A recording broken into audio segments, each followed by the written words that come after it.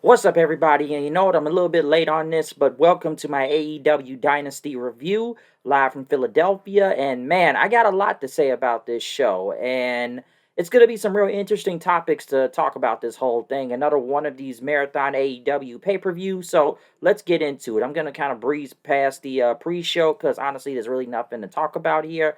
All I know was that, what was it, Top Flight going against Nick Wayne, Leo Rush, and Mario Andretti out there. I know Nick Wayne and them won. I think he's supposed to be in the best of the Super Junior tournament for New Japan coming up.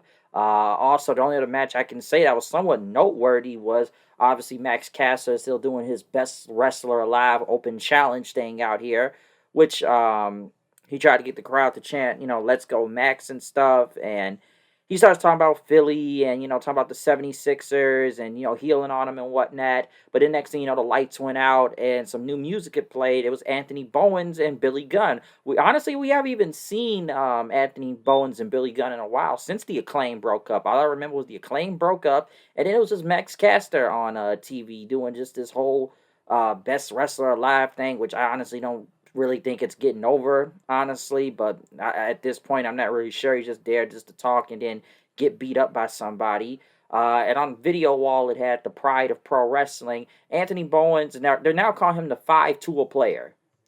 That's what they're calling him now. And like I said, Bowens has got a new look. He's got new music. He's got new gear. Billy Gunn is with him out there, and I don't know what to really take of where this is gonna go because my friend Shaggy, we're talking about the 5 tool player, and what does it take to be a 5 tool player? And one thing he had brought up to me is that you gotta be a face, a heel, have promo ability, marketability, wrestling ability. That's being a 5 tool player. I don't know if Anthony Bowens has that. We've only seen Anthony Bowens as a tag team wrestler all the time and not a singles wrestler. Well, now he is having a singles run. I don't know how far it's going to go. It just started. He only, like I said, this match went really fast. It was like, what, 40 seconds, I believe. And Bowen just hit him with like a big discus like punch and won the match. So, um, them calling him AEW's 5 tool player. And I think he got a really good reaction from the crowd. So fans were excited to see him. I think this was a real good good return for him. Crowd was, like I said, crowd was with him and everything. So I think having the Acclaim fight each other, that's something you probably wanted to build up for former tag team partners to fight each other, but it just kind of just came like that, went and gone. It was, like I said, just seconds really. So it's not really much I could say from this. So obviously Bowens is going to be getting some type of push coming soon, I'm sure. So I don't know where it's going to go, but we'll see what happens. But right now, it just started, so let's just see what happens. Right after that, we did kick off the official show, though. It was Will Ospreay versus Kevin Knight, the Jet Kevin Knight, and the Owen Hart tournament match, which we're going to get a lot of Owen Hart tournament matches, which you're going to start questioning if they really even needed all of these on pay-per-view. I know Jim Ross was here on commentary, at least for the first match of this night, because the commentary team kept changing. I know it was like Taz out there, then Shivani, Excalibur, and all of them, Sockhead, but and stuff. But yeah, he was out of commentary. Listen, this was a good match. This is what I expected out of both of these guys and everything. And I know it's like they were gonna try to. I don't want to say like they just tore down the house like that. I know it's the opener and everything, but they was gonna have a real good match out there. Some would obviously take this as a spot fest because come on, both of these guys are gonna flip all over the place. Okay, it's gonna happen, and I enjoyed it. I thought it was really good. Obviously, Will Ospreay was gonna win this match. Honestly, I think Will Ospreay is gonna win this whole tournament and go to All In and fight for the AEW World Title. But like I said, I thought this was good. Listen, I've watched Kevin Knight before. I've seen the man live. I've mostly seen a lot of his work in New Japan. Hell, I go back to what Matthew Redwall called him in TNA, rocket boots out there, because the man definitely got rocket boots. He be flying out there, he really do. But Osprey obviously won. Hit the hidden blade and everything. After the Os cutter and stuff. So, like I said, it was gonna be just a lot of flying out there. I don't know where Kevin Knight's gonna. I know he's signed with the company now. Hell, he's still doing stuff with New Japan too. So, like I said, you're gonna be seeing Kevin Knight, I guess, in both AEW and New Japan. So good for him. But like I said, Ospreay was gonna win this match regardless. The next match on this card was the Hurt Syndicate, Bobby Lashley and Shelton Benjamin. MVP was on commentary to go against Big Bill and Brian Keefe. And to be honest with you, I don't even know why this match was even on pay per view. Why did we need this match on pay per view? I don't think it really went anywhere. Um, the crowd mostly were just chanting, "We hurt people" throughout the whole match. I don't think anybody believed Bill or Keith was gonna win. And given what I've seen, I'm actually surprised this just wasn't on Dynamite. I'm actually surprised. And they tried to make Big Bill look strong out there against Lashley and Benjamin. I guess that's what making them competitive and everything. But like, come on, you knew who was gonna take the fall in this anyways, because basically at one point, MJF was behind the barricade and ended up spinning Big Bill around, and he hit him with the Dynamite Diamond Ring. Even though I think they missed it live, they had to see the replay because I didn't see it. They missed the whole shot. Basically, security had got rid of MJF, and then Shelton hit like a big German suplex onto Brian Keefe, and Lashley speared him for the win. Like I said, this is a match that you really didn't need on the pay-per-view. You could just put this on TV, and given the way MVP was talking about both these guys, like, come on, MVP was destroying Big Bill on the mic like about a week or two ago. Like, I'm sure, like, and Big Bill's not a bad promo, but there's a reason why Enzo did all the talking. If this was Enzo out there going, with MVP, he probably would have gave him at least a run for his money. But it wasn't just gonna happen with Big Bill. MVP was just kind of killing him out there. But like I said, this match I felt like really didn't need to be on this pay-per-view. This was like some Collision Dynamite type of stuff, and the fans was mostly chanting "We hurt people" because the Hurt Syndicate is over by default. Next, another match, which once again probably could have been on Collision or Dynamite, which was Mercedes Moné versus Julia Hart, another Owen Hart Cup tournament match. And let me just say this: this match was very flat. Um, I don't think a lot of people were really not caring in the beginning of this. They did get behind Julia Hart later on. I just didn't really think that the match wasn't really that good. It got like I said, it got better later on, but you could just see botches here and there. And here's the problem with this match: you knew who was gonna win. You obviously know who's gonna win. It's like this: when it gets to Mercedes and Athena, I'll be more interested, but this tournament match, it's like, okay, you got to get, because they had like, what, 13 minutes out there, but Mercedes was going to win. And listen, man, we knew the crowd's not going to get behind, whatever CEO and all that, or I think they chanted CEO at one point, but it was quite interesting that the fans did get behind Julia Hart and did chant her name. And even when they, Mercedes put in a statement maker and all that, she was crawling towards the ropes and the fans was chanting her name, but basically Julia tried to counter into a pin, but Monet hooked into a pin, and that was the 3 count. So this is once again a match that didn't need to be on the pay-per-view. Like I said, I didn't really care much of this going in, because like who's gonna win. It's like when we get to Mercedes and Athena, I'll be more interested. That's when I'm gonna be more interested here. Right here, this was kind of whatever, and just like put out something out there, because that's all I could really take from this. And trust me, I'm actually not even going to the whole creative control thing right now. Which, come on, we already know that, but I'm not gonna go into this time. This was just kind of whatever to me. But yeah, I'm just waiting for the big match to happen. Right after that, it was rated FTR. Obviously, the fans sang Edge's theme song. They went against the Death Riders. Fans really kept chanting "Fu Yuta" throughout most of the match. One thing they kept playing up was Dax with the referee and giving him $10,000, even though it was a fine and he had to pay the company $10,000. I didn't know you could just take the money you're supposed to pay the company and just give it to the referee and say, "Hey, go buy yourself something nice." I don't know how that really works, but okay. Listen, this 6-man tag match, it was what it was. And honestly, going into this, I don't really care much about what the Death Riders thing is going. I'm actually surprised Edge was still fighting the Death Riders at this point after the whole Spike spot thing and all that. I kind of thought it was over. But it's like, I forget that the Death Riders have the 6-man tag titles. I really forget that. It's like, why do they even still have these things at this point? Like, literally. Like, they don't even come out with the belts sometime. But this time we actually see them all come out with the belts. But like I said, the match was the match. It's the thing that happened after the match, which is more important, okay?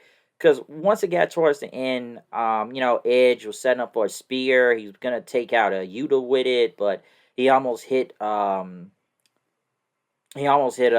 think Dax, but he stopped himself. And then Yuta just end up shoving Edge into Dax and then hit him, bumping heads and then hit the running knee onto Dax. And the Death Riders still retain the 6-man tags, but then, Edge and them were all in the ring as, they all hugged and stuff. But then next thing you know, Dax gave Edge a pile driver. Cash Wheeler was surprised. Dax got a chair. He got 2 chairs in and, was going to do a concerto on him.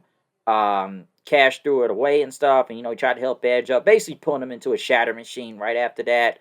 And then they had like a spike pile driver onto the chair, and then they just concerto the hell out of Edge. So Edge ought to be gone for like a month at this point, but they just beat the living hell out of Edge. Which, come on, we all saw this coming a mile away. Okay, we knew this was gonna happen. FTR going heel, they kind of needed something anyways, because I feel like they haven't been over in a pretty good while, a real long while, to be honest. I feel like this match is just going to lead into Edge and Christian returning, which I don't know how you really turn Christian back face into this. I know they got the Christian Coalition. Look like they're about to turn on him anyways right now. But for the guy that's been coming out and just talking about your parents are dead, your family member is dead and everything, which got even cheers from the crowd because they just kind of followed the yak and everything. But this is obviously listening to an Edge and Christian, reunion, which I don't really want to see that in a way for some reason. And I'm kind of like, how do you even come back from this? After what Edge took a damn giant spike thing and hit Christian in the nuts with it. But hey, we're friends. We have a common enemy now, so we're gonna fight FTR and stuff. So that's what they're going for. But I thought this was at least a solid angle after the match.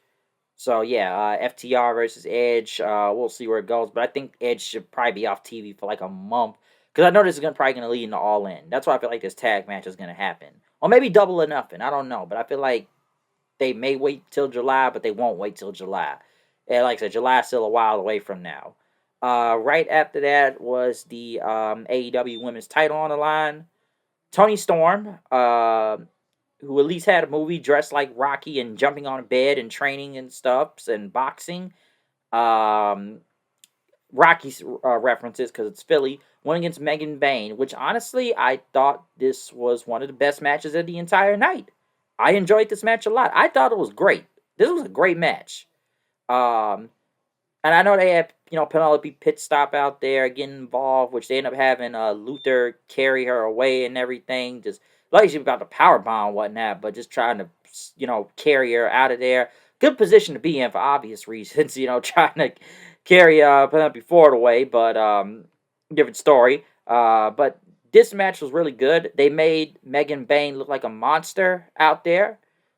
She was very dominant throughout this whole match. I know some people kind of disagree a little bit here, back and forth, what it is like to get that much offense. But I have to say, like, AEW, they've really been building up Megan Bayne. Yeah, it's a little bit fast to be having a title shot right now, but they have booked her like a monster.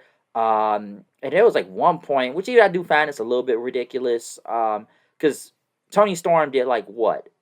Like a big German suplex, and then several hip attacks into the corner, like almost like 5 almost, or maybe it was 3, but she did several of those, hits the Storm Zero, and then Megan Bayne immediately kicks out at 1, which I have to say I thought that was a little bit ridiculous in a way.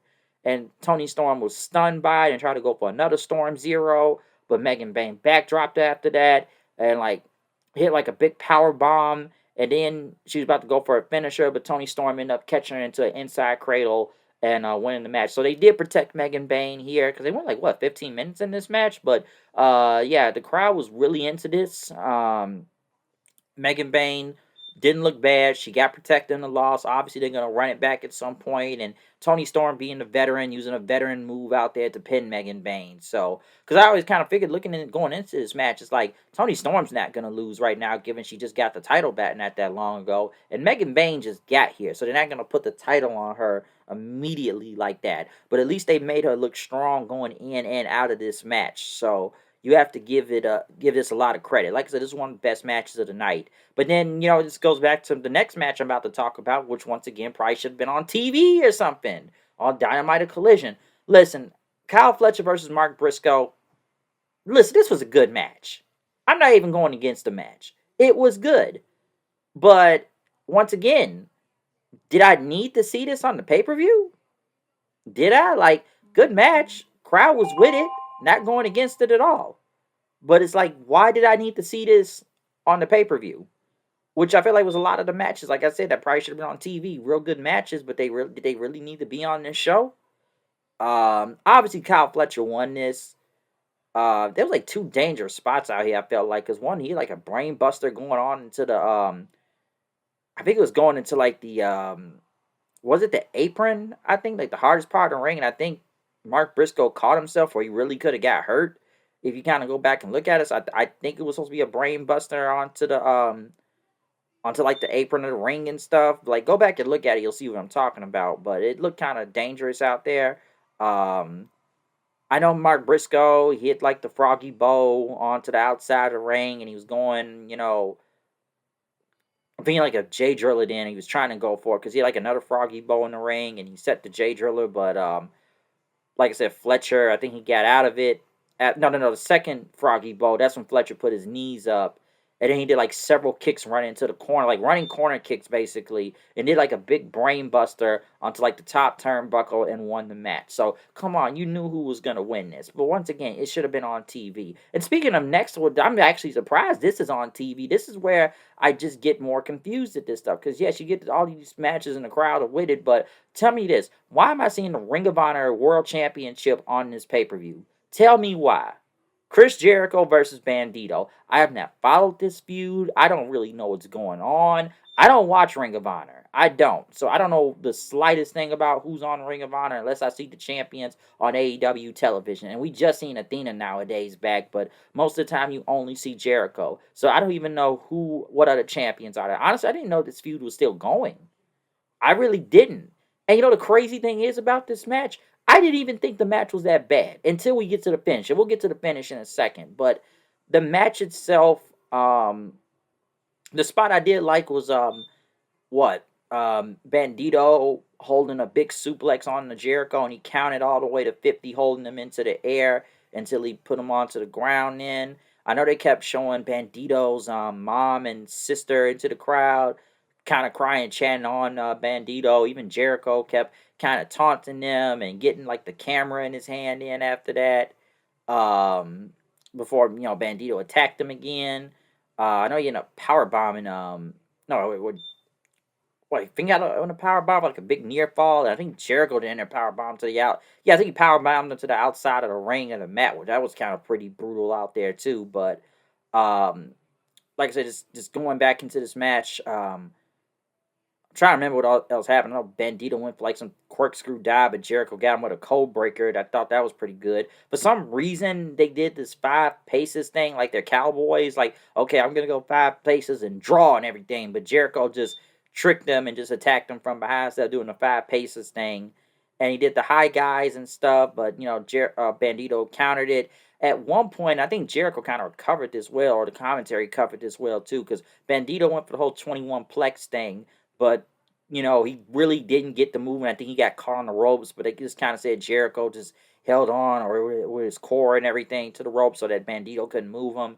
Jericho ended up hitting the walls. Jericho in the end after that, but Bandito got to the ropes then, and he got Jericho with a kick after that. And then, what was it? Brian Keith came to the ring hobbling after what happened earlier, but Gravity and him started brawling then, and then Jericho pulled out a baseball bat and hit Bandito in the face with it, knocking him out, and Jericho slowly covered to get the win. Now, this is where the real stupid part comes in, which is one of the worst finishes of the entire night.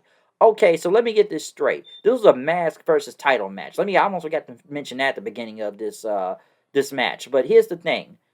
Jericho won, right? Referee didn't see it. Let's remember, we have the referee in the ring. I think it was Bryce Rensburg, right? So he already counted it. For some reason, they bring the other referee, Don Stevens, out here and start talking to Bandito's mom and sister, basically saying, like, Jericho cheated. And for some reason, old Don Stevens there is taking Bandito's family's word like it means something and go look at the evidence. Literally, they came from behind the barricade to ringside and pulled out the baseball bat. And let's remember, none of these referees even looked at a replay video. Okay? Nobody looked at the replay video. Nobody didn't go back and look at Jericho hitting Bandito. We're just going to assume it is because oh, well, Bandito's mom and sister saw it, so it must be true. First off, and once again, what does Don Stevens have to do with any of this? Why is Nia Stevens out here? Why is she out here for? Why did she need to be in this whole thing? This didn't make any sense. She wasn't even part of this match.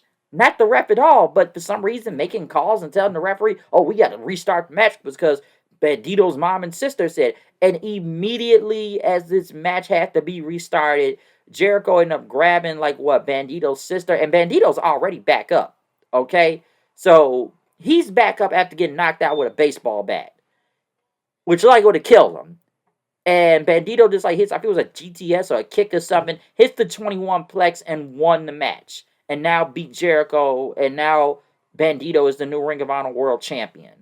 Okay, so let me get this straight then. How come we just couldn't have Bandito just beat Jericho then clean? Okay, why couldn't we just do that?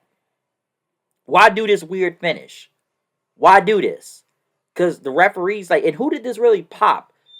For the rest for being, I guess the crowd may have thought incompetent because I don't feel like they popped for Bandito loud enough for winning the title and everything. But it's man, this dude got hit in the face with a baseball bat and is up in 10 seconds. That wasn't at 10 seconds, but he's up real fast after getting hit with that. And the referee saying, well, oh, no, we don't got to look at the video. We got to take Bandito's mom and sister's word for it.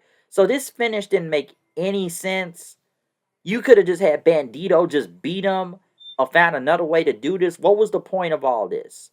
Because you could just have Bandito beat Jericho and won the match. Or hell, you could have went through with Jericho just winning the match and pulling off Bandito's mask and see what his face looks like. They could have done that, but it's they had this weird cop-out thing right here so you can get the the title on Bandito in some type of way. And yeah, he celebrated with his family right after too, but this didn't make a lick of sense, this finish. I actually didn't mind the match that much, but the finish was stupid, okay? And here's another thing, too, especially with just Ring of Honor itself, okay? With Ring of Honor, how many people even know what's going on in Ring of Honor right now? And this is all in the AEW stuff, because I think somebody pointed out this best. You don't have a Ring of Honor referee. You don't have Ring of Honor announcers. Hell, you don't even got Bobby Cruz, I believe, announcing, at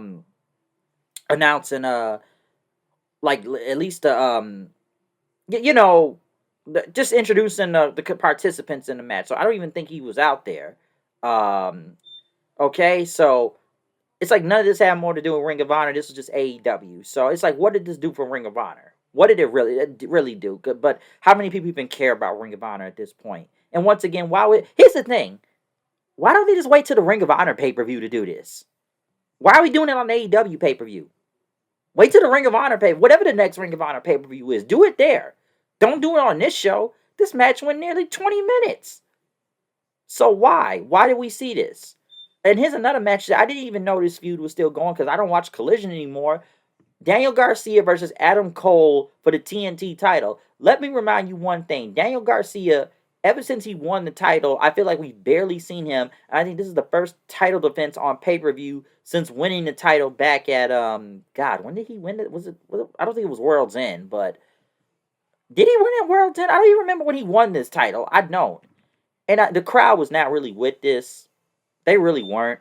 I don't think they were. I don't know. I don't even think the match was bad. It's just the crowd really just wasn't with this match. I felt like it's almost like they didn't even really come back alive for this. And I know it's one thing to talk about this show is there's multiple near falls in here, but Garcia, he kept going for Adam Cole, and it was a lot of Panama Sunrises, too. One on the outside, one on the inside. Garcia's hitting the Panama Sunrise and using Adam Cole's move, doing the boom knee and stuff, whatnot. But Cole comes back with another Panama Sunrise, hits another Panama Sunrise, and then, they do the running knee, the last shot knee and all that. And, Adam Cole is now the new TNT champion. So, I don't know what to take from this.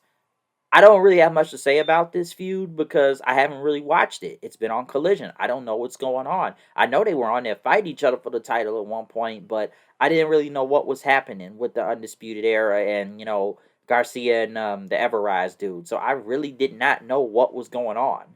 And I didn't know this was a no time limit match, what was it? No time limit and no outside interference. That's what this match was. And Adam Cole won. So, yeah, Garcia's reign as the champion did not do really anything. It really didn't. Like, I really believe that. Like, I did like the first title defense on pay per view, and he loses it here. So yeah, Adam Cole, the new TNT champion.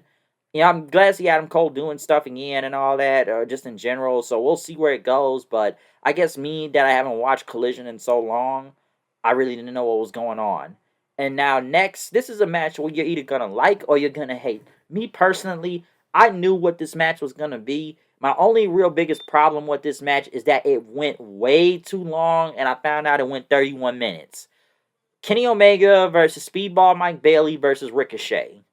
For some reason, I didn't know what Speedball was dressed as, but I thought he was dressed like a giant frog for some reason. I'm not gonna sit here and name every spot in this match.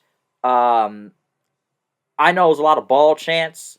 I know it was Speedball roundhousing the hell out of people throughout most of this match, and just with like Speedball, I like Speedball. And like I said, this match was gonna go all over the place like you expected. So like I said, I'm not gonna try to name every spot, but it was getting to the point though where even I was like, this has gone on for a really long time.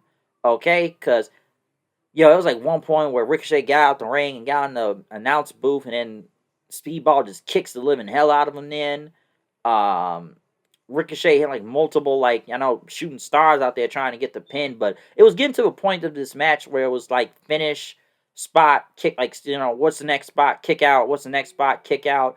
Omega's hitting the V trigger on everybody out there, even trying to go for the One Ring Angel, but Ricochet got out of it. Hit him like a big suplex on him. Then I thought that was pretty good. Bailey doing the crane kick on Ricochet. I thought that was pretty cold. Like I said, Speedball's kick always looked deadly. Like I said, this dude was roundhousing the hell out of people out here.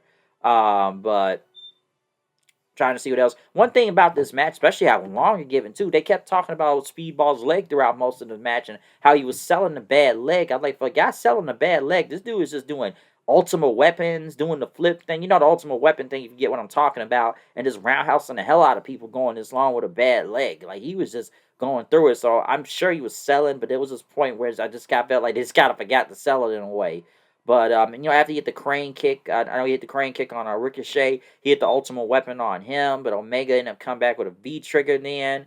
And I know he had him on the top rope. He ended up going to a tree of woe, and I think Ricochet was trying to get Speedball at the top turnbuckle, but they're both fighting on the top rope. Omega gets involved, and then Omega ended up grabbing Ricochet, and I guess Speedball slipped and got into the Tree of Woe position, and Omega ended up hitting the One Wing Angel on Ricochet and won the match. So, like I said, you're either going to like this or you're not going to like this. One, you're just going to say it was just a spot fest that, nobody didn't really sell that much, and it went 31. I didn't think it would need to go 31 minutes, because by the time it was 31 minutes, it's like 10:58 over here. So I'm like, goddamn, how long is this main event about to be? That's what I'm wondering. They got a lot of time in this match. Like, they really did. I'm actually more surprised that Ricochet took the pinfall here, because I still think this should have been a one-on-one with Ricochet and Kenny Omega and not make it a triple threat match, given Speedball's only been in this company for like 3 weeks. I knew this match was going to go crazy, but I didn't think he needed to be in this right now. And Ricochet taking 2 pay-per-view straight losses, one to Swerve and now one to Kenny Omega. I was actually kind of surprised by that.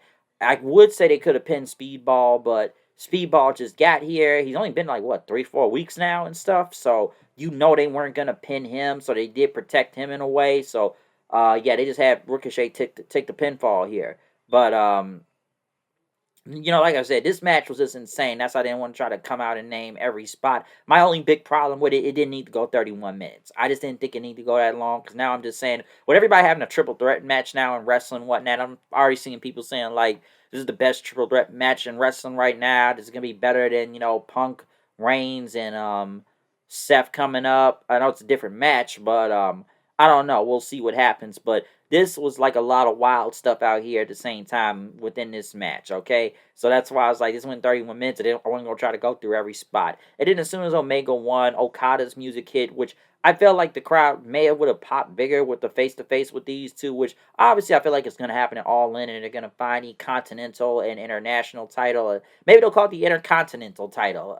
Yeah, that's a pun right there if you get what I mean. But they just kind of looked at each other, and Omega ended up just turning and leaving, and then Okada left the ring in. But I don't even think the crowd popped for that much.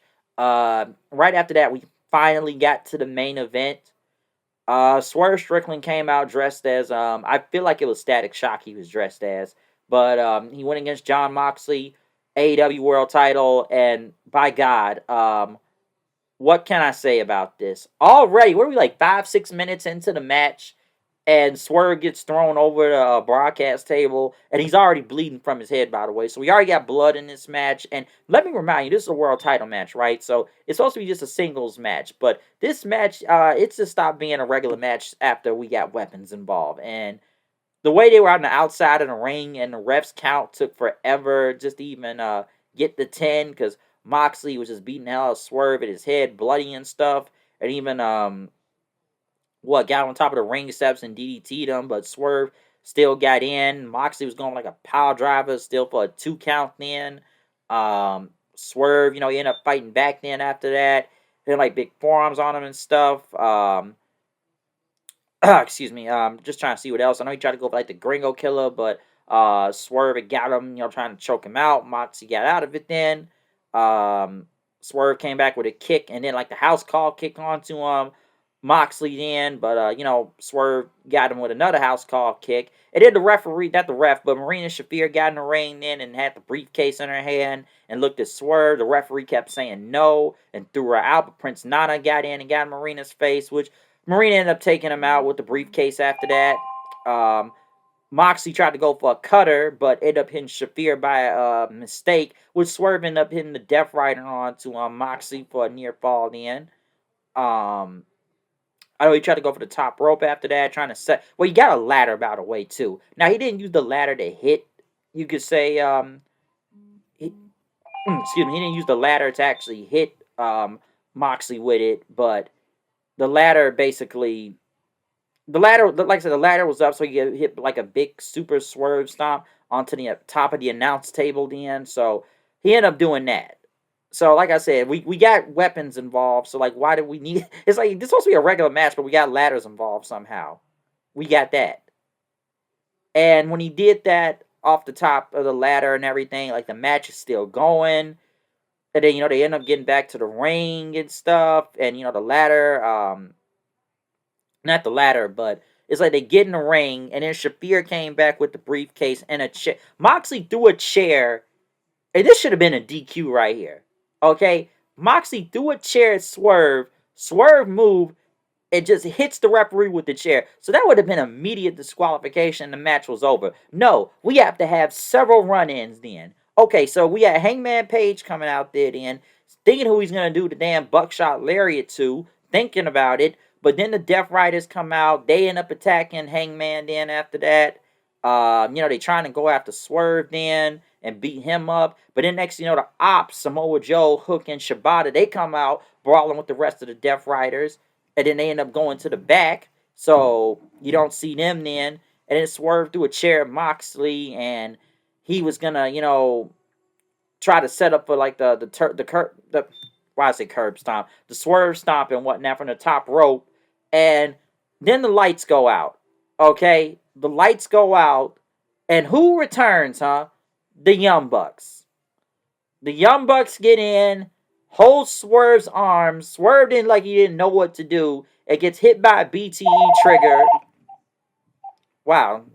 There you go. It's always some noise. I think it was a phone. But he hits like the BTE trigger on him then.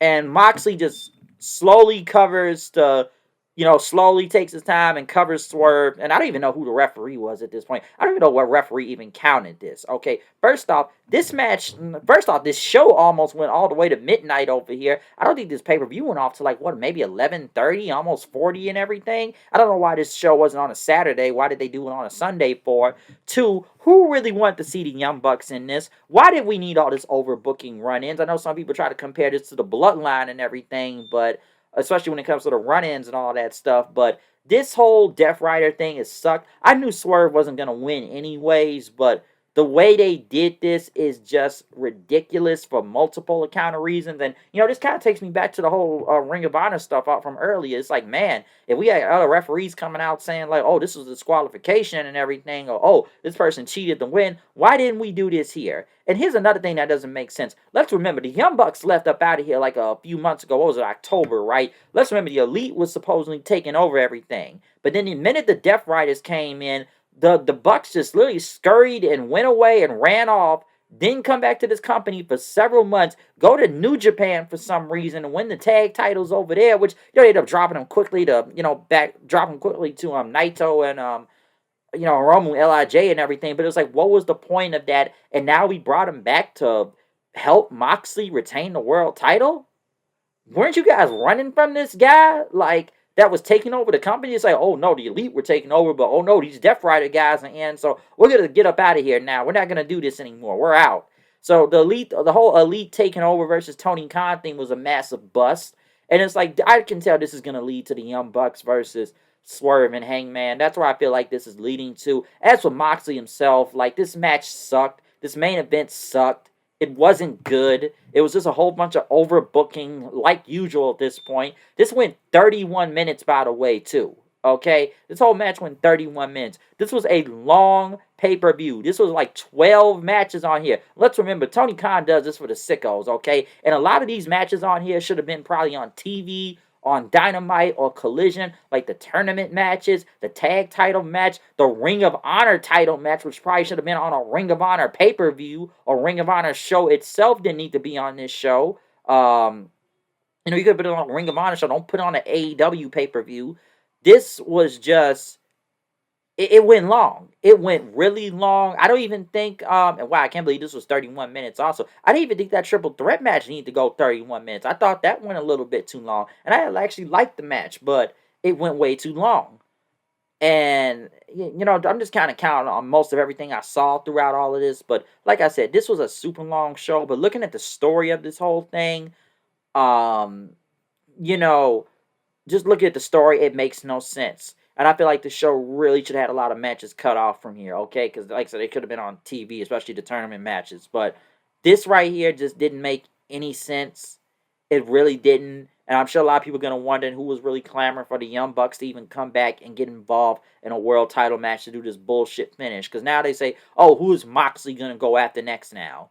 At this point with Moxley, like I said, I think Will Ospreay is just going to win this whole Owen Hart Cup tournament and face Moxley for the world title at All In. But then again, July is still a long way from now. Now, for Double or Nothing, I have no idea what happens next. I really don't. Because I'm like, this was the ending to this show. And the crazy thing is, I thought the pay-per-view was just okay itself. But like I said, just the things I just said a minute ago about taking off matches that didn't need to be on this show. And they really didn't need to be. You could have put it on Dynamite, Collision, or Ring of Honor itself. But this main event just was not good. It really wasn't. Don't get me wrong. There were strong matches here, and the crowd was obviously into it. But after a while, you could tell the crowd was starting to fall off throughout several times. Hell, even the TNT match could have probably been on a different show. Because I didn't even know these guys were feuding after a while. I don't watch Collision, so I couldn't even tell they were still feuding at this point. I'm like, hey, good that Adam Cole win the title, but it's like, I just didn't really care. And then you could tell the crowd didn't care also. They didn't. But no, man, this pay-per-view went almost to like midnight over here. In my neck of the woods, it almost went to midnight. This was a super long show. But then again, all AEW pay-per-views are super long shows. But the finish to this match sucked, okay? So this did nothing for Swerve, I felt like. It's like, why are we doing this? Like, I'm not surprised at Death Riders, but then again, I was like, man, you think it'd be a DQ after throwing a chair at a referee's head? and then Samoa Joe in them, and just all like the Bucks involved. It's like, why? And I'm not gonna get into the whole thing about Swerve after the pay-per-view, basically saying fuck Booker T, which obviously that whole thing is going on right now, and that would take too much time to explain when it comes to the whole Swerve Vlad TV interview and Booker T's response, and then Vlad TV talking, and now Swerve response. I basically say fuck Booker T. So it's like, where's that gonna go? It's like, damn, somebody said the best. Swerve more. I think I said this too. Swerve is more mad at Booker T than he is the finish of this match. It's like, oh, fuck getting screwed out of the world title, but fuck Booker T though, according to him. So like, wow, it's like, man, he more mad at him than the damn pay-per-view. And I've listened to both of their responses. I can kind of understand from both perspectives in a way, to some extent. But it's like, I guess this is going to continue now. Because I guess after what Booker said on his podcast and talked about the whole Swerve thing, Swerve basically just said, fuck him. So I don't know where that's gonna go. I know that's not even a match, but damn, that's like that whole thing is actually more interesting to talk about than the damn main event itself to this pay-per-view. Okay, that seems more interesting about Swerve out there trying to shoot with Booker T. So like makes you wonder. But no, it's like I'm not trying to see the Bucks versus Swerve and Hangman. I'm really not, but I feel like it's gonna lead to this, and it just makes no sense for the Bucks to even help Moxley after they were the ones that took over the company. But let's remember, these guys beat up Tony Khan, but it went nowhere. And then the Death Riders come in, they just took over everything. So no, this pay-per-view to me, it's like an up and down thing, but I thought it was okay. But I felt like, given we just had a pay-per-view last month, I felt like they were trying to build as quickly as they could into the next one. And I felt like they were just relying a lot on the Owen Hart Cup tournament matches in this, okay? I really believe that. But other than that, though, that's all I really got to say about this show. Comment, subscribe, follow me on Twitter at HoodandKnight890. Like I said, if this show came on Saturday, we'd probably be doing a different review right now about this. But, man, that main event is like, what the hell was that? Literally, what the hell was that? And I've seen some bad finishes throughout this show, all right? So, that ending was just insane when it comes to the main event of this pay-per-view. But other than that, I'm out of here. Tell me, what do you think about AEW Dynasty? Did you like it? Did you hate it? Did you enjoy this show? Did you even think a lot of these matches needed to happen on this pay-per-view? Or would have been better if they shaved off some matches and everything? Because, wow, it's just a lot to really take from this that really should have been there or shouldn't have been there or didn't make any downright sense. But other than that, I'm out of here. Comment, subscribe, follow me on Twitter at HoodandKnight890. Hit the notification bell. Subscribe, even though I've already said comment and subscribe. So I'm a little bit repeating myself here and there. But hey, that's how words go, okay? But yeah, other than that, I'm out of here. See you guys then. Peace out.